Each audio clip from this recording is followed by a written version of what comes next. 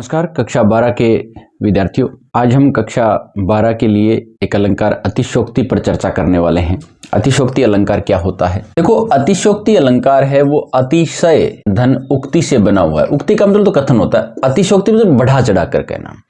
तो इसका अर्थ क्या हो गया कि बात को बढ़ा चढ़ा कर कहना। जब काव्य पंक्ति में कोई बात इतनी बढ़ा चढ़ा कर कही जाए कि सामान्यतः वो लोक में सीमा का एक उल्लंघन सा प्रतीत होने लगे। जब कोई बात इतनी बढ़ा चढ़ाकर कही जाए या प्रस्तुत की जाए, कही जाए कि लोक सीमा का उल्लंघन प्रतीत होने लगे, तब वहां कौन सा अलंकार होता है?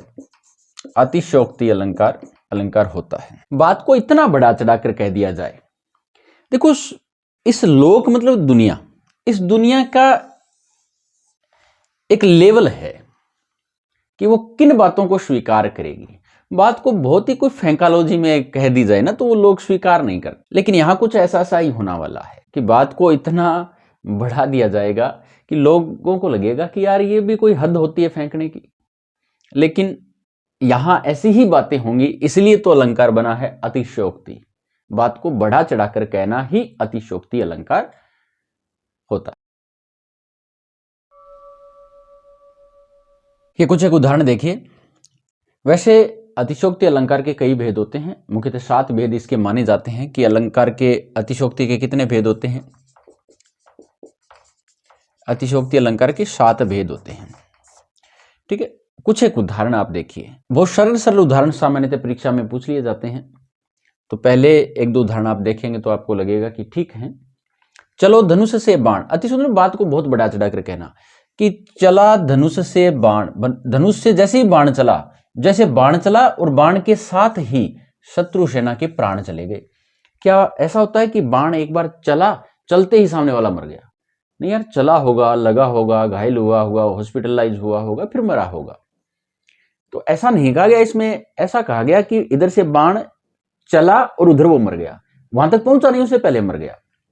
ये बात को थोड़ा सा बढ़ा चढ़ाकर कहा गया है। तो बात को तो और ज्यादा बढ़ाया गया है, इसलिए यहां अतिशयोक्ति अलंकार है। और इस उदाहरण में देखिए, नायिका की प्रशंसा करनी है और प्यार में पागल व्यक्ति ऐसी बात कर ही जाता है कि पंखुड़ी लगे गुलाब की, कि गुलाब के फूल की पंखुड़ी लगी, उसके शरीर को टच हुई तो परी है गात खरोट। गात मतलब शरीर में खरोंच आ गई।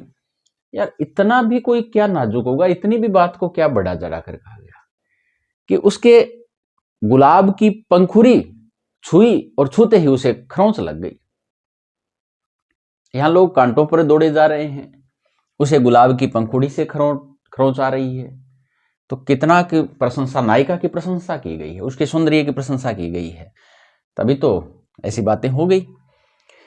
ये बात 3 नंबर वाली, 4 नंबर वाली और पहले वाली एक जैसी बात है कि छूटत ही खर शरण के छूटी गए अरि प्राण। इधर से बाण चला और उधर अरि शत्रु के प्राण चले गए, और बाणन के साथ छूटे प्राण धनुजन के, धनुजन राक्षसों के। तो वही बात है। 5वां देखिए, हनुमान की पूंछ में लगन ना पाई आग, लंका सगरी जल गई गए निशाचर भाग। कि हनुमान जी की पूंछ में आग ही नहीं लगी, लंका पहले ही जल गई। तो ऐसा तो ना कि लंका, भगवान हनुमान जी ने पूंछ में आग लगाकर लंका को जला दिया। ये बात होती तो ये साधारण बात होती, लेकिन कवि को यहां साधारण बात नहीं करनी, कवि को थोड़ा सा और बढ़ाकर बात करनी है। जहां ना पहुंचे रवि वहां पहुंचे कवि, तब तो है वो कवि, और ये तो है होंगे महाकवि। तो हनुमान की पूंछ में लगन न पाई आग, लंका सिगरी जर गई गए निशाचर। निशाचर और राक्षस भाग, कि लंका जल गई और राक्षस सारे भाग गए। यहां नायिका की प्रशंसा करते हुए 6 में लिखा है कि कनक लता, ये रूपक अतिशयोक्ति हो गई। कनक लता पर चंद्रमा धरे धनुष 2 बाण। अर्थ समझिए इसका कि कनक लता कि पूरी नायिका है ना, वो सोने की जैसे बेल हो, पूरी नायिका स्वर्ण बेला है, और उस पर चंद्रमा, स्वर्ण बेल पर उसका मुख है वो चंद्रमा है।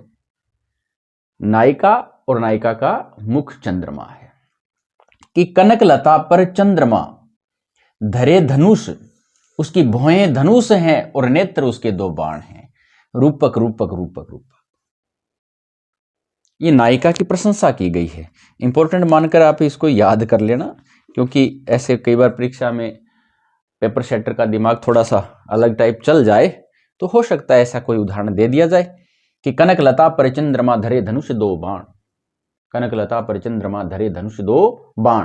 पूरी नायिका को कनकलता बता दिया गया, उसके मुख को चंद्रमा बता दिया गया और भौहों को धनुष बता दिया गया और नेत्रों को बाण बता दिया गया। ये बात नायिका की प्रशंसा की गई है। तो रूपक में अतिशयोक्ति करते हुए बात कही है। ऐसा ही उदाहरण ये है गुरुदेव कि हे गुरुदेव देखो तो नया यह सिंह सोते से जगा। किसी व्यक्ति के लिए कहा गया देखो शेर जाग गया, क्या वास्तव में शेर? कि नहीं यार आदमी था, तो फिर शेर क्यों कहा? क्योंकि यार हमें अतिशयोक्ति भी करनी थी ना, केवल रूपक से काम नहीं चलेगा, रूपक के साथ बात को बढ़ाकर भी कहना था। इसलिए यहां हो गया रूपक अतिशयोक्ति कि व्यक्ति को शेर ही डायरेक्ट कह दिया गया, बात को बढ़ा चढ़ाकर कह दिया। ये उसके वीरत्व की प्रशंसा, इधर सौंदर्य की प्रशंसा थी ऊपर वाले में 6 नंबर में, 7वें में उसके वीरत्व की, उसके शौर्य की प्रशंसा करनी थी। तो प्रशंसा के चलते रूपक अतिशयोक्ति बन गया और हमारे लिए बन गया उदाहरण। तो निश्चित रूप से आपको कक्षा अच्छी लगी होगी। Thank you, God bless you.